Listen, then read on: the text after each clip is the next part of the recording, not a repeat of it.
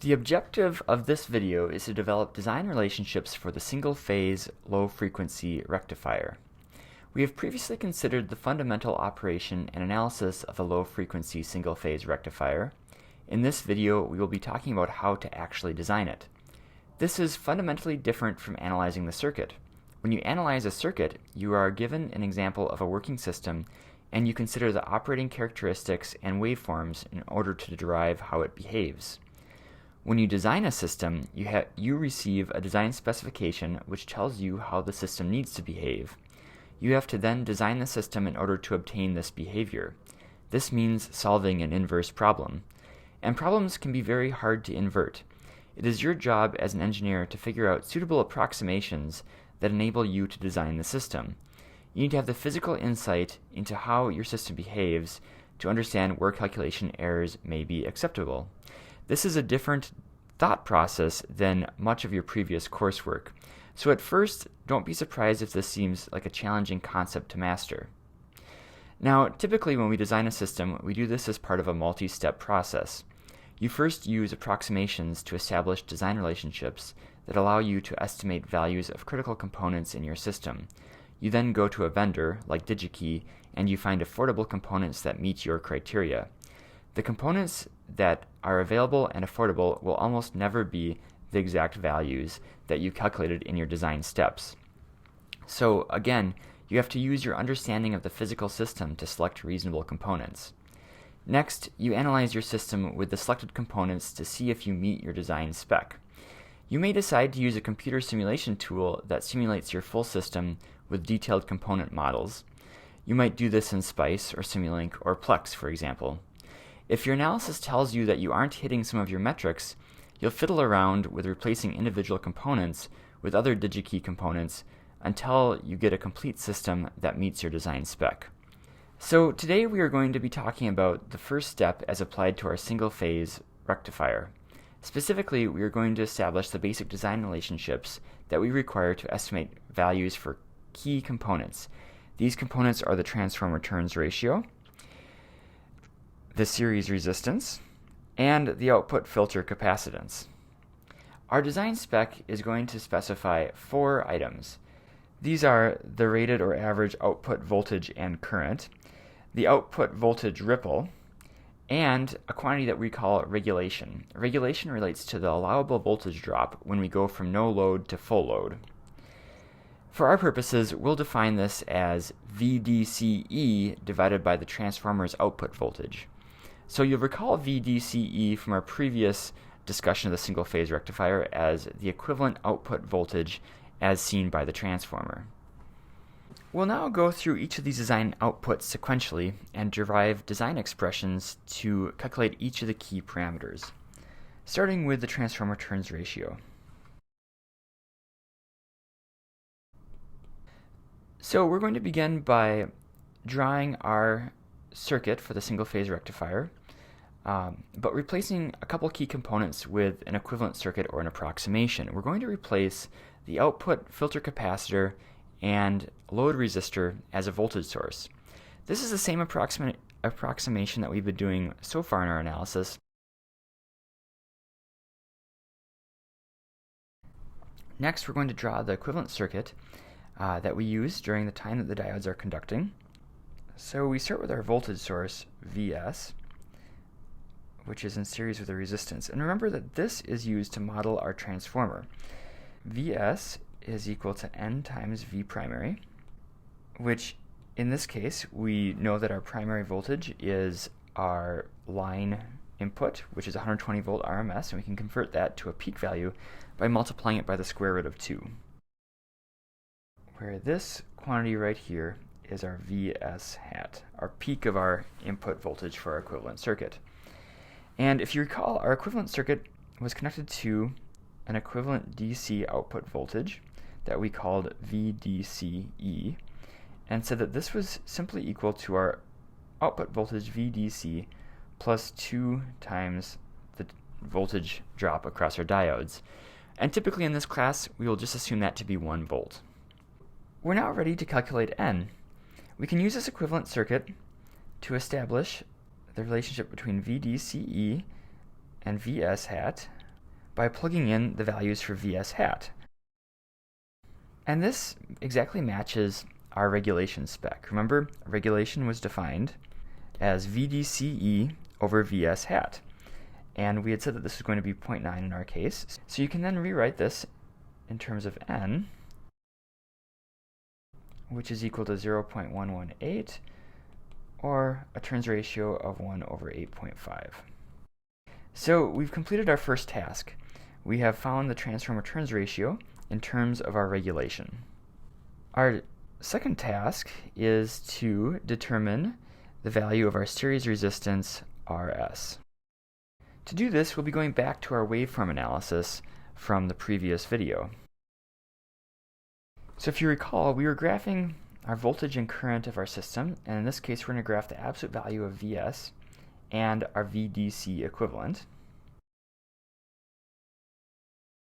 So the points where our voltages intersect correspond to our extinction current and our inception current. But remember that the diodes turn on when Vs is greater than our equivalent voltage, and they turn back off when Vs is less than our equivalent voltage. So if we label this as T inception and T extinction, and again this is a review from our previous lecture, and we'll consider the voltage to be a cosine so that we align the peak up with time t equals 0. And the next peak will occur at time t by 2. On top of this, we can then graph the waveform of the current exiting the diodes. And in our circuit, we have labeled this as ID. We can then use our equivalent circuit to solve for the magnitude of the current. So you can see we end up getting this waveform that goes by the cosine of omega t. In the spirit of doing design approximations to make our life easy for establishing component relationships, we can cheat a bit. We can consider our current to actually look like a square wave that has the same peak as our expression here. So that's to say that by cheating, we can say that ID, when it's conducting, is approximately the peak of our voltage minus our equivalent voltage divided by our series resistance. Cheating means making an approximation. An approximation, a source, this is a potential source of error. And we do this for convenience. So we can work with this expression a little bit more so that we can express it in terms of what we'll call a short circuit current. Okay, so I want you to go back and look at your schematic of the circuit. This value, Vs hat divided by Rs, is the value of current you're going to get out of your transformer if you put a short across your diode bridge. So if you short out the diode bridge, you replace that with a short circuit, you're going to have this peak short circuit current. And this is a physically meaningful quantity. When you design single-phase low-frequency rectifiers, the standards agencies are going to require you to prove that if somebody shorts out the terminals of your device, it will not blow up or melt. So you can do this in two ways. One, you can design to have enough series resistance so that you can't possibly get enough current to melt your windings. Or secondly, you can put a fuse in there. So this expression right here is the peak short circuit current you're going to get if you short these terminals and you don't have any fuse to limit it. And the second term in here is also a physically meaningful term. This is our regulation, which was part of our design spec. So you can see that by making this approximation, we're able to extract out physically meaningful quantities from our current expression. Let's keep working with it. We can now relate this to another design specification, which is our average load current. We've specified that we have an average load current, and we know that from our circuit, our average load current has got to be equal to the average of our diode current. It simply can't be anything else. So we can go back to this waveform up here, and we can talk about the average quantity in terms of integrating these rectangles that we've approximated, right? So if you go back to our waveform analysis from a previous lecture, we're calculating the average by integrating this area and dividing it by the length, by the period.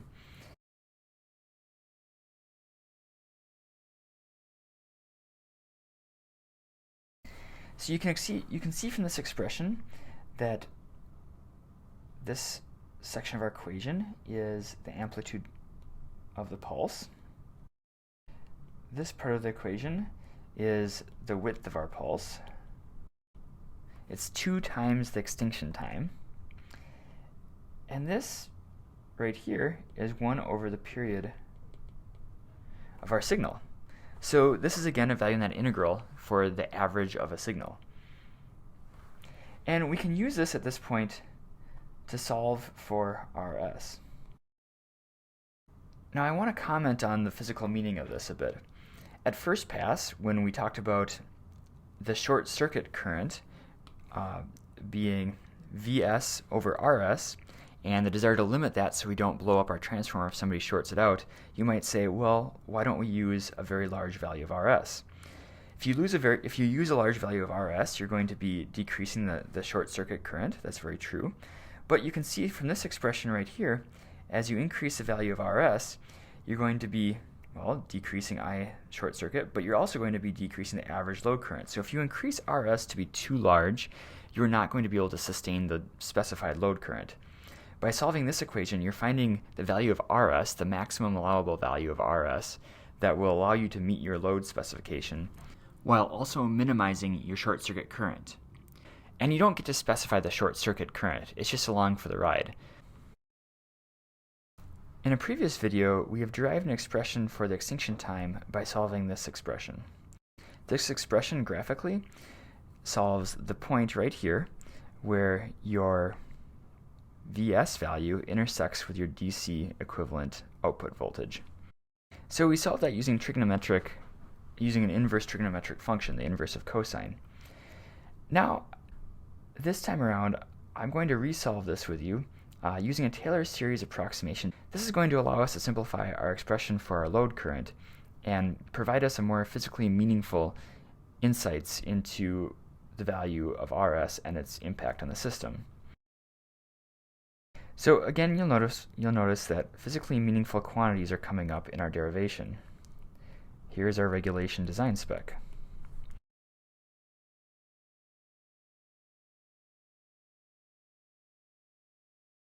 And finally, we arrive at an expression for our extinction time as follows. If we go back and we plug this into our equation above,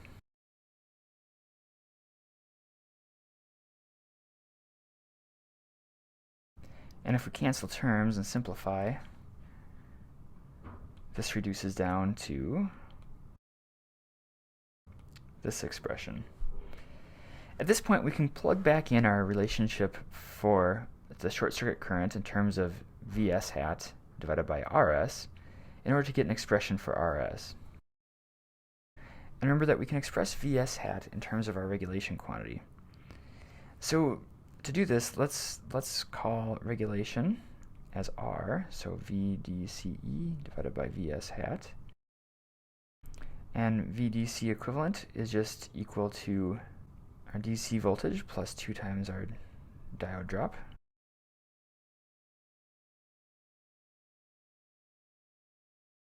So finally, we have an expression for our series resistance that depends purely on our design specification. We depend on our regulation. There's one design input. Another design input is our load current. And our final design input is our output voltage. So this gives us physical intuition for how the resistance value can change as we modify our rated output voltage, our rated output current, and the amount of regulation we desire. We are now ready to develop a design expression to determine our final design relationship, and that is the calculation of our filter capacitance for the rectifier. In the past, we've been assuming that our filter capacitance is infinitely large, which allows us to treat our output stage as a voltage source. But clearly that's not true. We can't buy an infinite capacitance. So what we have to do is we have to acknowledge the fact that we're going to have a certain amount of ripple. And one of our input design specifications was a spec on that ripple. In fact, we'd said 5% ripple was allowable in our output voltage waveform. So I'll talk about what that means in a second, but first let's talk about our modeling approach. We're going to replace our equivalent circuit of a voltage source on the output as being a current source instead. So we've got our capacitor for our output stage, which will have a real value of C now, not infinity. And we have a voltage source, a current source, and so we have a current source in parallel with the capacitor. To kick this off, let's write Kirchhoff's current law for the currents and draw a waveform for each of the currents. So clearly, the current going into the capacitor, IC, is equal to ID minus IL. We can then draw the current waveform for our load current and the current out of our diode bridge, ID. So we've been talking about this diode bridge current a lot as being these two sinusoidal peaks, or we've approximated it as being square waves with the same amplitude as the peak. Our load current we've specified as having an average value of IL, and we'll model this again just as a DC source. We can now sketch the capacitor current. The capacitor current is ID minus IL. And if we're using our approximation, we'll just view this as being a square waveform of a sum duty cycle. So let's review the operation of capacitors. Capacitors are governed by the simple differential equation, and we can use this to calculate the change in voltage over a period of time by integrating it. We know the average value of our capacitor voltage is equal to our rated output voltage. That's a design spec. So we can make a graph of this based on observing what our current is doing into the capacitor. So in the beginning, our current is negative, so our voltage is decreasing. And then, at the inception time, we have a positive current, which causes our voltage to increase. And then at the extinction time, the current goes back negative, so it decreases slowly, and so on and so forth. It's important to notice here that our capacitor voltage is periodic in nature and starts and stops at the same value. Its average value is just equal to our DC output voltage. We can quantify the ripple in our capacitor voltage as being delta VC, which happens to be the same as delta VDC. And we're going to define the ripple voltage as the difference between the maximum voltage value and the minimum voltage value. So it's this entire range that we show here. And we can calculate that from this integral over here on the left side. So delta VC, which is equal to delta VDC, is going to be equal to 1 over C times the amplitude of an area that we're evaluating. So we can choose to either evaluate the integral over this region or the second region here. So region number 1 and region number 2. Region number 2 is a far easier integral for us. We don't have to deal with a cosine term, right? The current peak in that region is just IL, or rather a negative IL. And then we need to talk about the duration that this rectangle is that we're integrating this rectangle over. When we've labeled this waveform before, we've defined this as being the 0 time, this as being our extinction time. Over here we have t by 2. And so we can quickly evaluate this width as being t by 2 minus 2 times our extinction time. And we've previously calculated this extinction time. We can rewrite this expression in terms of our capacitance, which is the quantity we want to calculate, in terms of our design variables. And we now have a design expression for our capacitance. So we now have developed design expressions for our 3 design output quantities: the transformer turns ratio, the series resistance value, and the filter capacitance. Notice that we did this by assuming the output behavior of our circuit and then working backwards to figure out what quantities are needed in the circuit to make this happen. We made approximations where we needed in order to facilitate easy design calculations. To call this a complete design, you need to now go pick out the components from a vendor and then perform the analysis steps that take into account all details of the components.